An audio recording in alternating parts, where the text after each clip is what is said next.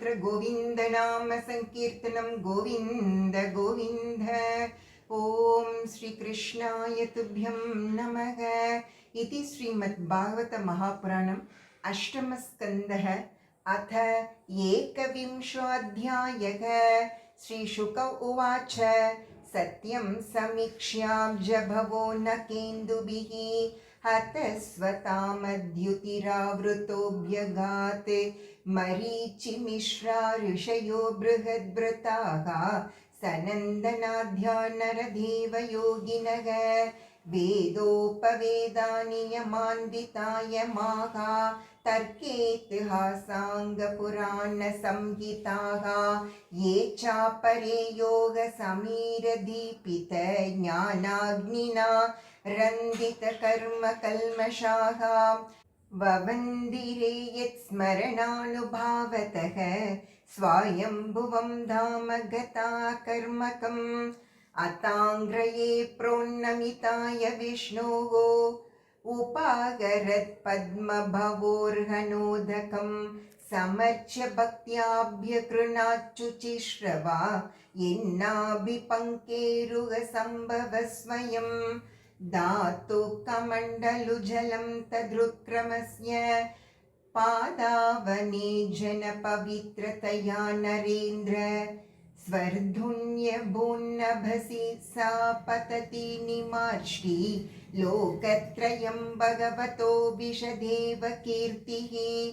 ब्रह्मादयो लोकनाथाः स्वनाथाय समादृताः सानुगा बलिमा जगृः संक्षिप्तात्मविभूतये तोयैः समर्हणैस्रग्भिः दिव्यगन्धानुलेपनैः धूपैर्दीपैः सुरभिभिः लाजाक्षतपलाङ्कुरैः स्तवनैर्जयशब्दैश्च तद्वीर्यमहिमाङ्कितैः नृत्यावदित्रगीतैश्च शङ्खदुन्दुभिनिस्वनैः जाम्बवान् ऋक्षराजस्तु भैरीशब्दैर्मनोजवः विजयं दिक्षु सर्वासु महोत्सवमघोषयत् महीं सर्वां हृतां दृष्ट्वा त्रिपदव्या जयाज्ञया ऊचुस्वभर्तुरसुरा दीक्षितस्याज्ञमर्षिताः न वायं ब्रह्मबन्धुः विष्णुर्मायाविनाम्बरः द्विजरूपप्रतिच्छन्नो देवकार्यं चिकीर्षते अनेन याचमानेन शत्रुना वटुरूपिणा सर्वस्वं नो हृतं भर्तुः न्यस्तदण्डस्य बर्हिषि सत्यव्रतस्य सततं दीक्षितस्य विशेषतः नानृतं भाषितुं शक्यं ब्रह्मण्यस्य दयावतः तस्मादस्य वधो धर्मो भर्तु शुश्रूषणं च नः इत्यायुधानि जगृहुः बलैरनुचरासुराः ते सर्वे वामनं हन्तुं शूलपट्टिशपानयः अनिच्छतो बलैराजन् प्राद्रवञ्जातमन्यवः तानभिद्रवतो दृष्ट्वा दितिजानीकपान्नृप प्रहस्यानुचरा विष्णोः प्रत्यशेषधन्वुदायुधाः नन्दसुनन्दोत्तजयो विजयः प्रबलो बलः कुमुदाक्षश्च विश्वक्सेनः पतत्रिराट् जयन्तः श्रुतदेवश्च पुष्पदन्तोत सात्वतः सर्वे नागायुतप्राणाः चमुं ते जग्नुरासुरीं हन्यमानान् स्वकान् दृष्ट्वा पुरुषानुचरैर्बलिः वारयामास संरब्धान् काव्यशापमनुस्मरन् हे विप्रचित्ते हे राहो हे नेमे श्रूयतां वचः मा युध्यत निवर्तध्वं न कालोऽयमर्थकृत् यः प्रभुः सर्वभूतानां सुखदुःखोपपत्तये तं नातिवर्तितुं दैत्याः पौरुषैरीश्वरः पुमान् यो नो भवाय प्रागासीद् अभवाय दिवौकसां स एव भगवानद्य वर्तते तद्विपर्ययं बलेन सचिवैर्बुद्ध्या दुर्गैर्मन्त्रौषधादिभिः सामादिभिर्उपायैश्च कालं नात्येति वै जनः भवद्भिर्निर्जिता ह्येते बहुशोऽनुचरा हरेः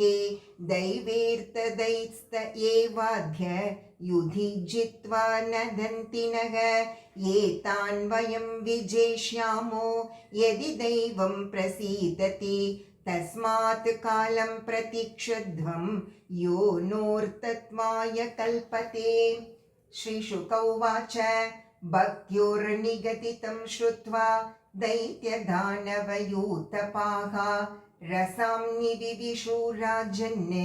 विष्णुपार्षदताडिताः अततार्क्ष्यसुतो ज्ञात्वा विराट् प्रभुचिकीर्षितं बबन्धवारुणैः पाशैः बलिं सौत्येह निक्रतो हाहाकारो महानासीद् रोदस्यो सर्वतो दिशं गृह्यमान्यासुरपतो विष्णुना प्रभविष्णुना तं बद्धं वारुणैः पाशैः भगवानाह वामनः नष्टश्रियं स्थिरप्रज्ञम् उदारयशसं नृप पदानि त्रीणि दत्तानि भूमिर्मह्यं त्वया सुर द्वाभ्यां क्रान्ता मही सर्वा तृतीयम् उपकल्पय यावत्तपत्न्यसौ गोभिः यावदिन्दुः सगोडुभिः यावद्वर्षति पर्जन्यः तावती भूरियं तव पदैकेन मया क्रान्तो भूर्लोकः कं दिशस्तनोः स्वर्लोकस्तु द्वितीयेन पश्यतस्ते स्वमात्मनां प्रतिश्रुतमधातुस्ते निरये वासयिष्यते विषत्वं निरयं तस्माद् गुरुणा चानुमोदितः वृता मनोरथस्तस्य दूरे स्वर्गः पतद्यधः प्रतिश्रुतस्याधानेन योऽर्तिनं विप्रलम्भते विप्रलब्धो ददाम्येति त्वयाहं चाढ्यमानिना तद्व्यलीकफलं भुङ्क्ष्व निरयं कतिचित् समाः। ॐ इति श्रीमद्भागवते महापुराणे पारमहंस्यां संहितायाम् अष्टमस्कन्धे वामनप्रादुर्भावे बलि निग्रहो नाम एकविंशोऽध्यायः। सर्वत्र गोविन्द नाम संकीर्तनं गोविन्द गोविन्द। ॐ सर्वत्र गोविन्द नाम संकीर्तनं गोविन्द गोविन्द। ॐ श्रीकृष्णाय तुभ्यं नमः। इति श्रीमद्भागवत महापुराणम् अष्टमस्कन्धः अथ द्वाविंशोऽध्यायः। श्रीशुक उवाच एवं विप्रकृतो राजन् बलिर्भगवतासुरः विद्यमानोऽप्यभिन्नात्मा प्रत्याहाविक्लवं वचः बलिरुवाच यद्युत्तमश्लोक भवान् ममीरितं वचो व्यलीकं सुरवर्यमन्यते करोम्यृतं तन्न भवेत् प्रलम्भनं पदं तृतीयं कुरु शीर्षिणि मे निजम् बिधेमिनागं निरयात् पदच्युतो न पाशबन्धात् व्यसनात् दुरत्ययात् नैवार्थकृच्छ्राद् भवतो विनिर्ग्रहाद् असाधुवादाद् भृशमुद्विजेयता पुंसां श्लाघ्यतमं मन्ये दण्डमर्हत्तमार्पितं यं न माता पिता भ्राता सुहृदश्चादिशन्तिः त्वं नूनमसुराणां नः पारोक्ष्यः परमो गुरुः यो नोऽनेकमदान्धानां विभ्रंशं चक्षुरादिशते यस्मिन् वैरानुबन्धेन रूढेन विबुधेतराः बहवो लेभिरे सिद्धिं यामुहैकान्तयोगिनः तेनाहं निगृहीतोऽस्मि भवता भूरि कर्मणा बद्धश्च वारुणैः पाशैः नातिव्रीडेन च व्यते पितामहो मे भवदीयसम्मतः प्रह्लादाविष्कृतसाधुवादः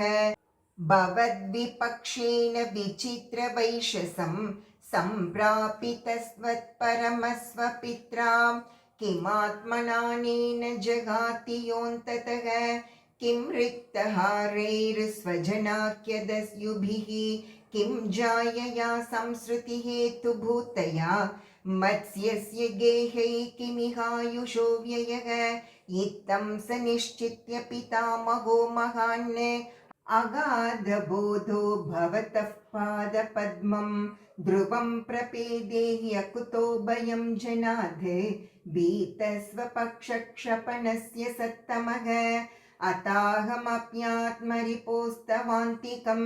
दैवेन नीतः प्रसभं त्याजितश्रीः इदं कृतान्तान्तिकवर्ति जीवितं यया ध्रुवं स्तब्धमतिर्न बुध्यते। श्रीशुक उवाच तस्येतं भाषमानस्य प्रह्लादो भगवत्प्रियः आजगाम कुरु श्रेष्ठ राकापतिवोत्थितः तमिन्द्रसेन स्वपितामहं श्रिया विराजमानं नलिनायते क्षणं प्रांशुं पिशङ्गाम्बरमञ्जनद्विषं प्रलम्बबाहुं सुभगं समीक्षत तस्मै बलिर्वारुणपाशयन्त्रितः समर्हनं नोपजगार पूर्ववत् न नाम मूर्ध्नाश्रुविलोललोचनः सौरीडनीचीनमुखो बभूवः स तत्र हासीनमुदीक्ष्य सत्पतिं सुनन्दनन्दाद्यनुकैर्वुपासितम् उपेत्य भूमौ शिरसा महामणा न नाम मूर्ध्ना पुलकाश्रुविक्लवः। प्रह्लाद उवाच त्वयैव दत्तं पदमैन्द्रमूर्जितं हृतं तदेवाद्य तथैव शोभनं मन्ये महानस्य कृतो ह्यनुग्रहो विभ्रंशितो यच्छ्रियात्ममोहनात् यया हि विद्वानपि मुह्यते यतः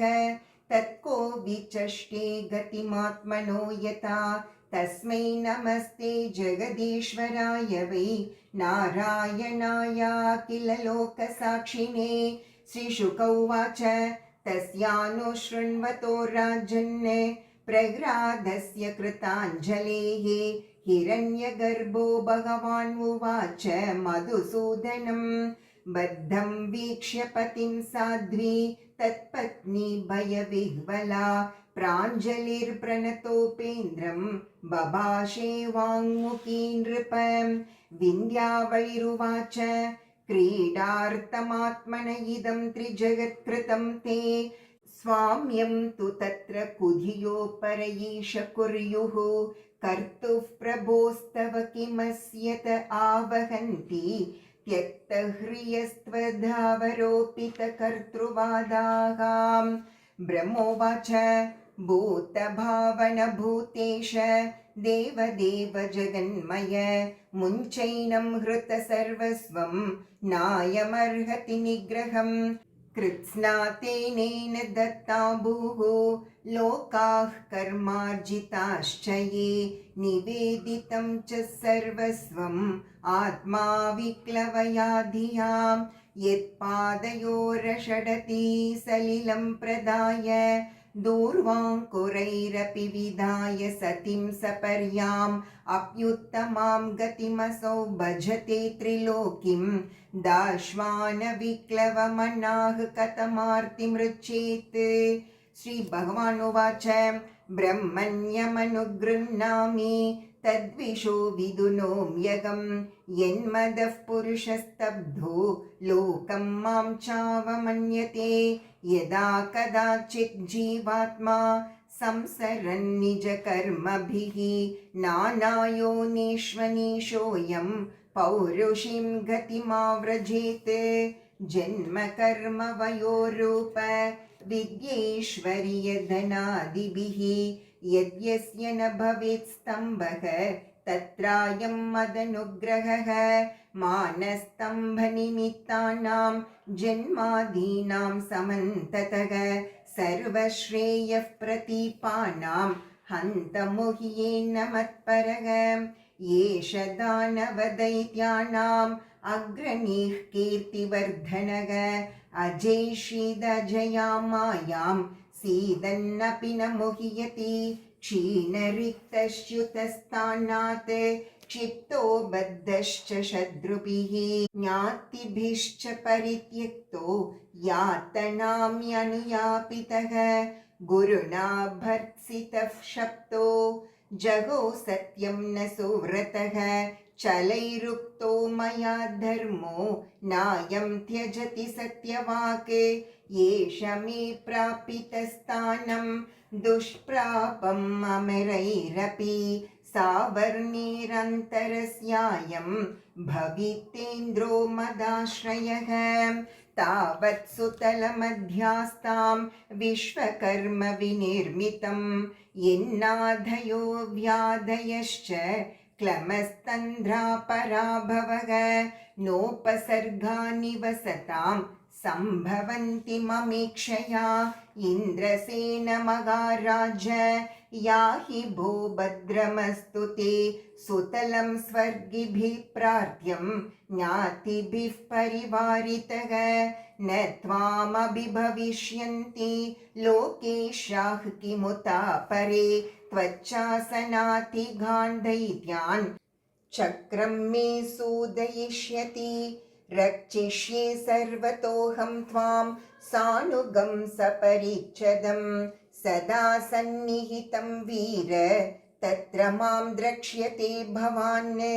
तत्र दानवदैत्यानां सङ्गाते भावासुरः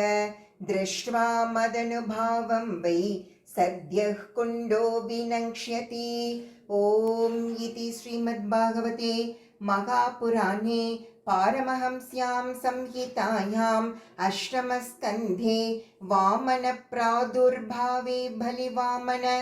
संवादो नाम 22 सर्वत्र गोविन्द नाम संकीर्तनं गोविन्द गोविन्द।